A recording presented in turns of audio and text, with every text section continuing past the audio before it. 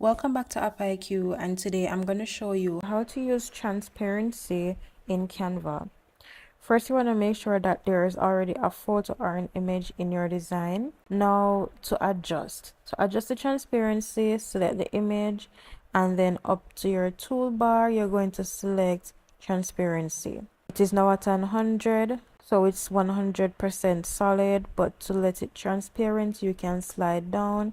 And here you'll be able to see the color of your background, which means that your image is now transparent. Let us just add a text so that we can utilize how this would actually make sense.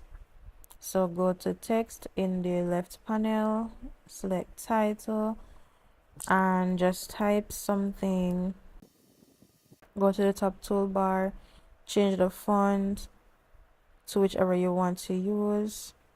Increase the size by dragging one of the corners of the text box. You can move the text box anywhere on the page. Now, to position this, I can go up to the top toolbar and select position and move the text backwards. Now you can see the text peeping through the image that is layered above it. And that is it, guys. That is how you use transparency in Canva. Very easy and very simple.